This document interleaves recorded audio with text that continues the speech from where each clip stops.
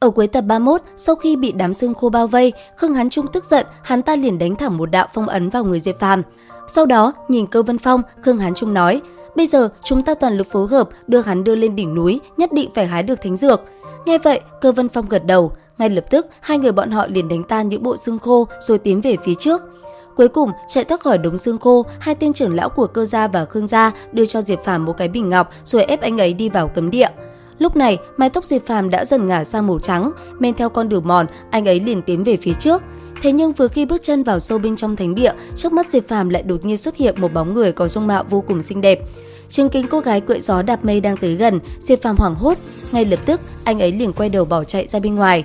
Ở phía xa, thấy Diệp Phàm khớt hải chạy ra, hai tên trưởng lão của Cơ gia và Khương gia cũng liền túm lấy cánh tay anh ấy và lôi lại. Lúc này, Diệp Phàm vô cùng sợ hãi, anh ấy cứng đơ người, sắc mặt đã tái nhợt. Còn phía xa, nữ tử xinh đẹp kia chân đạp hư không, cứ thế chậm rãi đi tới. Chứng kiến sự xuất hiện này, mặt Cơ Vân Phong cùng Khương Hán Trung cũng tái mét. Theo trí nhớ, họ đã từng thấy cô gái này trên một bức tranh. Điều kỳ lạ, bức tranh đó lại tồn tại từ 6.000 năm trước, và nếu như đó là thật, cô gái này chính là Thiên Tuyền, Đông Hoang đệ nhất thánh nữ. Nghe tới đây, sắc mặt ba người đều tỏ ra vô cùng nghiêm trọng. Còn cô gái kia, khi tới nơi, không nói lời nào, cô ấy cứ lẳng lặng nhìn ba người ở phía trước. Thế vậy, hai vị trưởng lão cũng ngay lập tức phối hợp lấy ra pháp bảo chống lại. Nhất thời, trước người họ, Từ Đông Bắc Quái Kính cùng Cờ Phong Vân đã liền xuất hiện, sau đó hòa quyện vào nhau. Giữa không trung, hai kiện pháp khí cứ thế xoay tròn. Theo bàn tay hai vị trưởng lão dẫn động, một luồng lôi điện cũng liền phóng về phía trước. Thế vậy, cô gái kia bàn tay khẽ động, hất nhẹ tay về phía trước, một luồng sương mờ liền phóng ra, phá tan đi luồng lôi điện đang đánh tới. Sau đó, từ trên người nàng, những luồng sương mờ như làn khói trắng tỏa ra khắp nơi này, cũng liền phóng thẳng về phía ba người Diệp Phàm. Chứng kiến công kích đánh tới, hai vị trưởng lão đã ngay lập tức lấy ra pháp khí chống đỡ. Sau đó, công kích liền đánh ngược lại đối thủ. Trong khoảnh khắc hai đòn công kích va chạm, một vụ nổ ầm ầm bạo phát. Chưa dừng lại, trên tay Khương Hán Trung, một chiếc hộp gỗ đã xuất hiện. Nhanh chóng phá nát hộp gỗ, nó liền để lộ ra bên trong một tòa cổ tháp. Sau đó, tòa cổ tháp kia phát sáng rồi từ từ hóa lớn.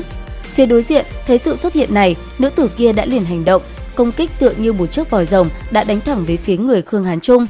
Giữa không trung, chỉ trong tích tắc, mang theo hình dáng khổng lồ cùng một màu vàng rực, cổ tháp cùng vòi rồng đã liền xảy ra va chạm. Trong khoảnh khắc ấy, một vụ nổ ầm ầm vang, vị nữ nhân kia đã bị cổ tháp chấn bay ngược lại, còn tòa tháp kia nó cũng liền hóa nhỏ, sau đó rơi xuống đất.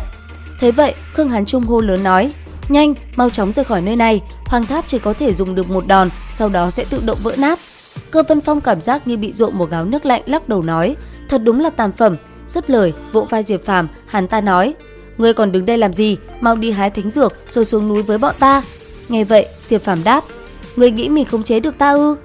Thấy Diệp Phàm trả lời như thế, hai tên kia liền tức giận, đang định làm gì thì ở phía xa, vị nữ nhân kia đã đi tới, công kích liền phóng về phía trước.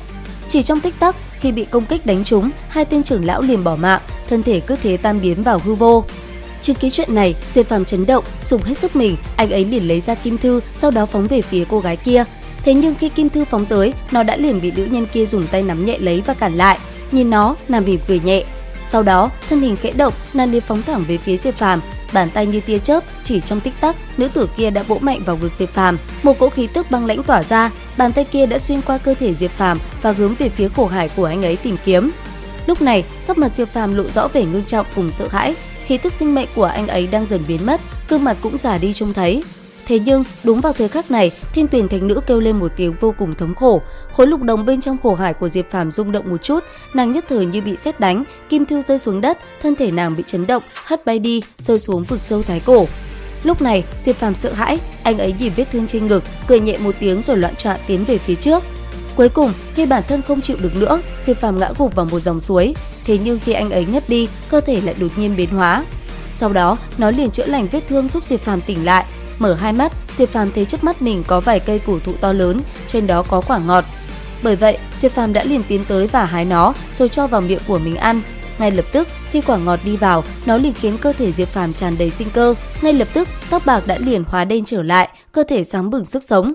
Tới đây, Diệp Phàm mới thở phào nhẹ nhõm. Đến đây thì hết tập 31 Giả Thiên. Xin chào và hẹn gặp lại các bạn ở những video tiếp theo.